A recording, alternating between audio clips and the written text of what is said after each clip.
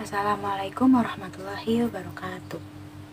Yang terhormat, Ibu Dosen Maguna Eliastuti MPD selaku dosen mata kuliah Semantik Bahasa Indonesia, dan selamat pagi teman-teman R6F sekalian. Perkenankan kami dari kelompok 3 yang beranggotakan saya Eka Rahmawati sebagai moderator dan teman saya Syifa Aprilia, Santika Pratiwi, dan Rizky Amalia. Di sini kami akan membawakan materi yang ketiga, yaitu kata sebagai satuan semantik, aspek-aspek dalam semantik, perbedaan tanda dan lambang, hubungan antara konsep, lambang, dan acuan, dan jenis-jenis semantik. Subtopik yang akan kami bawakan pada pagi hari ini yaitu yang pertama, kata sebagai satuan semantik, yang kedua, aspek-aspek dalam semantik, yang ketiga, perbedaan tanda dan lambang, yang keempat, hubungan antara konsep, lambang, dan acuan, kemudian yang terakhir, jenis-jenis semantik. Pembahasan pertama yakni mengenai kata sebagai satuan semantik. Pengertian kata menurut para ahli. Kata adalah satuan bahasa yang dapat berdiri sendiri, terdiri atas morfem tunggal atau gabungan. Menurut Krida Laksana 2008. Bloomfield melalui Cair 2007 menyebutkan bahwa kata adalah satuan bebas terkecil. Kata adalah satuan lingual terkecil dalam tata kalimat, menurut Wedawati 2006. Kata adalah satuan bebas yang paling kecil, atau dengan kata lain, satuan bebas merupakan kata, menurut Kurshan Tanti 2005. Berdasarkan pendapat para ahli, bisa disimpulkan bahwa kata adalah satuan terkecil dalam sebuah kalimat yang bentuknya bebas dan mampu berdiri sendiri dalam suatu ujaran. Kata tidak dapat dipisahkan dari semantik, karena pada dasarnya semantik adalah ilmu yang mempelajari tentang makna, dan setiap kata pasti memiliki makna. Kata juga termasuk dalam salah satu objek kajian dari studi semantik. Dengan mempelajari semantik, maka kita akan mengetahui makna dalam suatu kata. Dalam memaknai makna kata, kata itu harus sudah ada dalam konteks kalimatnya dan konteks situasinya. Contoh, Andi jatuh dari sepeda. Kata jatuh di sini bermakna tersungkur atau jatuh ke bawah. Kemudian, yang kedua ada nilai ujian Andi jatuh dibandingkan dengan semester lalu. Kata jatuh di sini bermakna perbandingan nilai Andi yang sebelumnya dengan semester ini. Lalu yang ketiga ada Andi jatuh cinta pada perempuan itu. Kata jatuh di sini bermakna bukan tersungkur atau jatuh ke bawah, melainkan Andi menjatuhkan cintanya kepada perempuan itu. Selanjutnya, aspek-aspek dalam semantik. Yang pertama itu ada tanda, kedua lambang, ketiga konsep, dan yang keempat ada penamaan. Yang pertama, tanda. Semiotika adalah ilmu yang mempelajari tentang tanda. Ada beberapa jenis tanda untuk menunjukkan sesuatu, yaitu yang pertama, Quasi-Zeigen, yaitu kualitas sejauh yang dimiliki tanda. Contoh, suaranya keras menunjukkan seseorang sedang marah atau ada yang diinginkan. Kedua, Iconic Zeigen, artinya tanda yang memperlihatkan kemiripan. Contoh, diagram, foto, peta, dan tanda baca. Selanjutnya ada Rematik Indexual Zeigen, yakni tanda berdasarkan pengalaman langsung yang secara langsung menarik perhatian karena kehadirannya disebabkan oleh sesuatu. Contoh, tanda jalan yang sering terjadi kecelakaan di rute tersebut. Keempat, Discern Zeigen, yaitu tanda yang memberikan informasi tentang sesuatu yang memiliki sifat. Contoh, tanda yang terdapat di pintu sebuah kantor.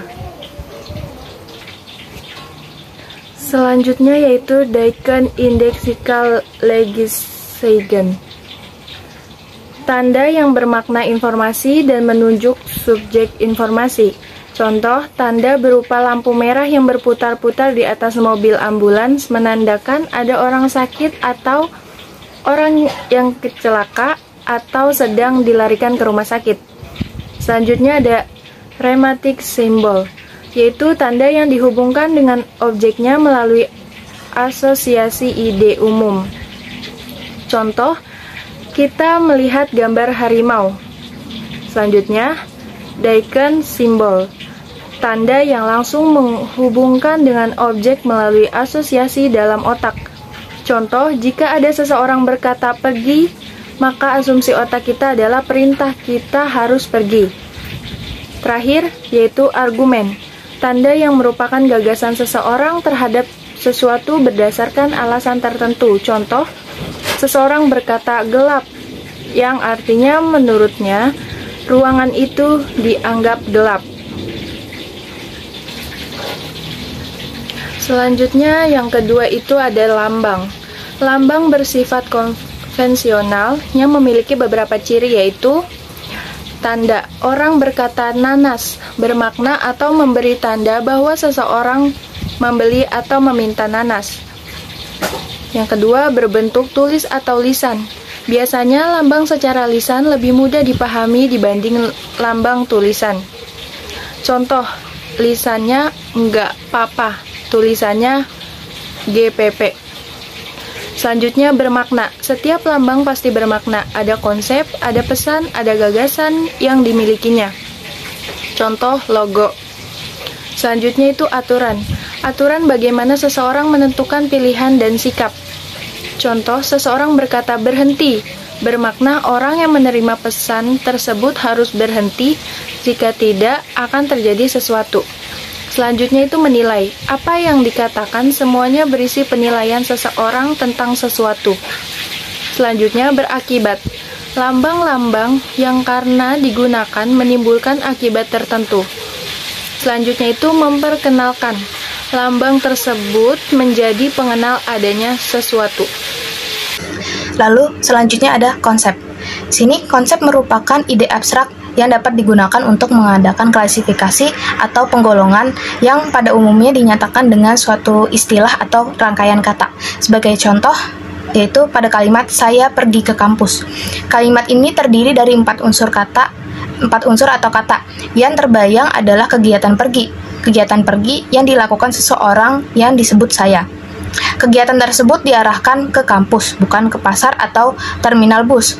Hal itu terjadi karena ada orang yang mengujarkannya atau kata-kata tersebut tertulis.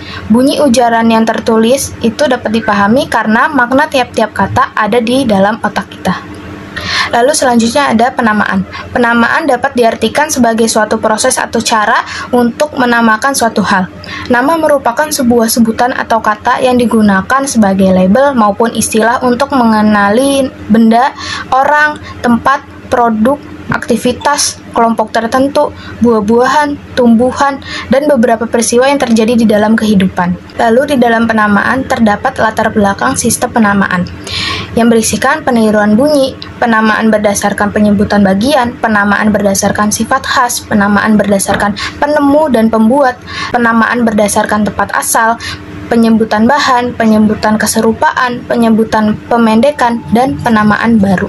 Lalu, yang ketiga ada perbedaan tanda dengan lambang. Tanda berbeda dengan lambang, perbedaannya terletak pada hubungannya dengan kenyataan. Tanda memiliki hubungan langsung dengan kenyataan. Tanda juga bersifat universal, artinya siapapun akan mengetahui makna tanda tersebut tanpa harus mempelajarinya. Sebagai contoh, terdapat papan putih berbentuk bulat dengan di tengahnya terdapat lintangan merah di sudut jalan. Tandanya bahwa jalan tersebut dilarang untuk dimasuki atau dilewati. Sedangkan lambang tidak memiliki hubungan langsung dengan kenyataan. Lambang juga tidak bersifat universal, karena seseorang akan dapat memahami suatu lambang jika ia dapat menguasai bahasa dari lambang yang digunakan. Selanjutnya yaitu hubungan antara konsep, lambang, dan acuan. Konsep dan lambang terdapat hubungan timbal balik kata. Contoh kata api, yang diujarkan oleh seorang penutur dapat konsep menyebabkan penanggap tutur memikirkan kata tersebut demikian pada si penutur. Dengan konsepnya, dia memakai lambang api untuk mengacu pada objek yang sama. Dengan kata lain, sebelum seorang penutur mengatakan suatu lambang di dalam benaknya, sudah ada konsep atau makna, kemudian lambang itu dimaknai oleh si penganggap tutur. Ada makna atau konsep, simbol atau lambang, atau gambaran, dan acuan. Simbol atau lambang adalah unsur linguistik berupa kata, frasa, klausa, kalimat, dan wacana. Referensi adalah objek atau hal yang ditunjuk, peristiwa, fakta di dalam dunia pengalaman manusia. Sedangkan konsep atau referensi adalah apa yang ada pada pikiran kita tentang objek yang diwujudkan melalui lambang atau simbol. Berdasarkan teoris tersebut, hubungan simbol dan acuan melalui konsep yang bersemayam di dalam otak, hubungan tersebut merupakan hubungan yang tidak langsung. Selanjutnya ini ada hubungan antara konsep dengan acuan bersifat searah. Acuan ini memberikan stimulus kepada penutur sehingga penutur memiliki konsep mental image tentang objek tersebut. Tidak ada gerak arah panah dari konsep keacuan karena konsep tidak menyebabkan acuan itu terwujud. Selanjutnya ini ada hubungan lambang dengan acuan bersifat arbitrter. Sebuah acuan yang sama saja bisa diberi lambang atau simbol yang berbeda-beda. Selanjutnya di sini ada jenis-jenis semantik, yaitu ada semantik behavioris, yaitu semantik yang berada dalam posisi di antara stimulus dan respon pertanyaan atau jawaban. Yang kedua itu ada semantik deskriptif, yaitu salah satu kajian semantik yang membahas tentang makna dan konteks. Yang ketiga itu ada semantik generatif. Dalam jenis ini, semantik memiliki konsep yakni potensi, struktur luar, dan di dalam. Yang keempat ini ada semantik gramatikal, merupakan kajian makna dalam semantik yang khusus mengkaji makna dalam susunan kalimat. Yang kelima ada semantik historis. Dalam hal ini dikaji mengacu pada rentangan waktu, bukan perubahan bentuk kata, yang dimana membandingkan kata berdasarkan periode. Yang keenam ini ada semantik leksikal. Semantik ini pembahasannya makna yang lebih menerbitkan pada makna kata sebagai satuan mandiri. Selanjutnya ada semantik logika. Pengkajian makna lebih diarahkan untuk logika, artinya setiap kalimat akan dilihat logikanya untuk mendapatkan makna. Selanjutnya ada semantik struktural. Setiap bahasa merupakan sebuah sistem yang terdiri dari satuan-satuan tertentu. Terima kasih sudah menyimak presentasi kami. Semoga bermanfaat untuk kalian. Lebih dan kurangnya mohon maaf. Terima kasih. Wassalamualaikum warahmatullahi wabarakatuh.